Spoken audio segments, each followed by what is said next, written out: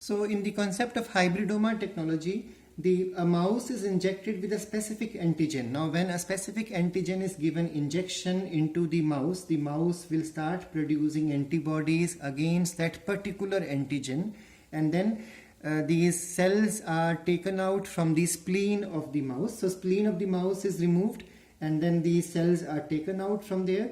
Now the spleen cells are now mixed with the myeloma cells. Myeloma word stands for cancer. So cancerous cells.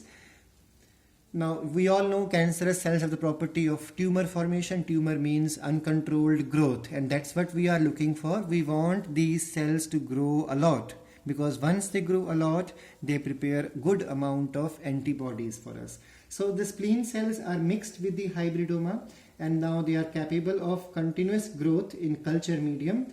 Then what will happen? Antibody producing spleen cells and myelomas are fused to form a hybrid called as hybridomas.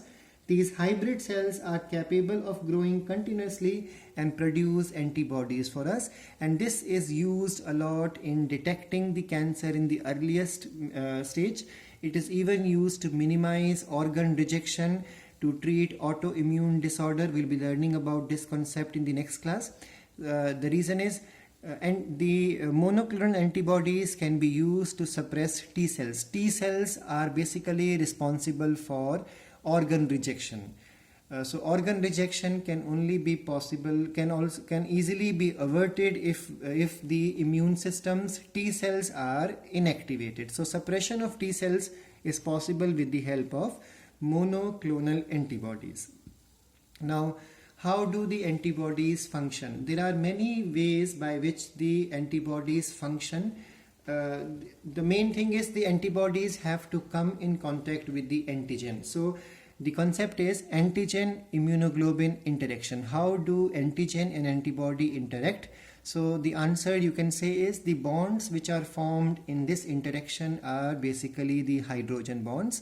That means they are weak bonds, as well as the van der Waals force. So these we all have done in chemistry, that these bonds are the weakest of all the bonds. Now what exactly happens when an antigen meets an antibody? So there are various methods by which the antibody can finish or can cause the death or can cause the antigen to be destroyed by the immune system. So the first and the easiest method of is that it may cause lysis. Now what is lysis? We all know lysis means rupturing of the plasma membrane.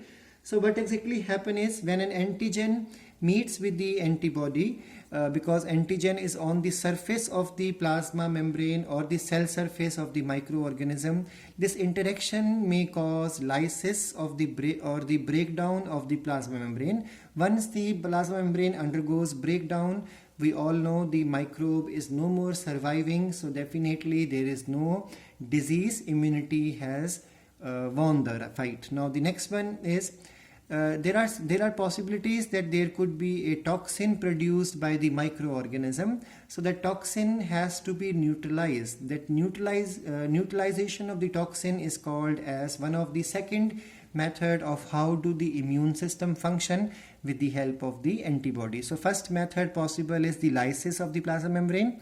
Second is neutralization of the toxin. Now third, another easy method is by precipitation. Now there are some antigens of the disease causing agents which are soluble.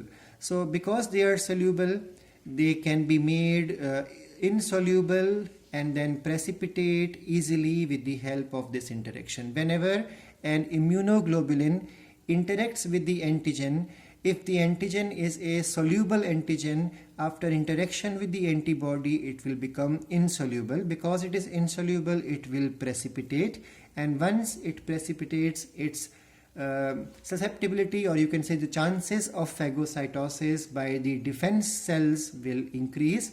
Thus antibodies help in the process of precipitation. The fourth method possible for defense is the opsonization. Now what exactly is opsonization?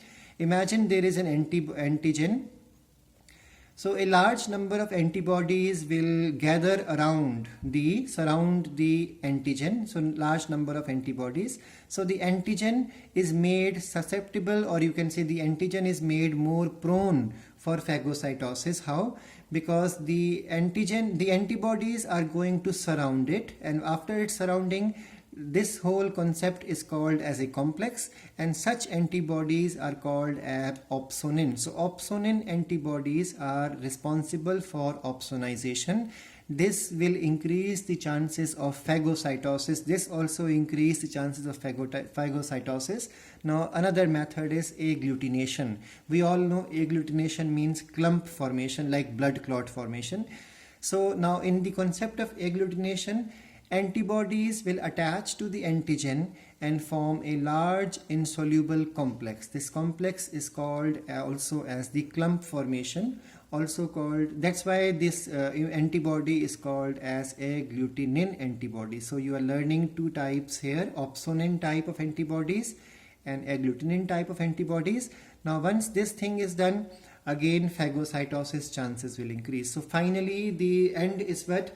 The antibodies are responsible either for the lysis of the plasma membrane or neutralization of toxin, otherwise precipitation, otherwise opsonization or agglutination, and these three steps will increase the chances of phagocytosis of the microorganism, thus providing us immunity, because once the phagocytosis takes place, the microorganism has been cleared, and once the microorganism is gone from the body, definitely immune system has won the fight and there will not be any infection in us. Now the next concept to understand is the immune response.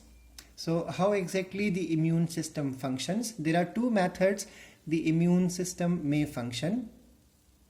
The first method is the humoral immune response, and the second method is the cell mediated immune response. Also they are called as respectively antibody mediated immunity and cell mediated immunity.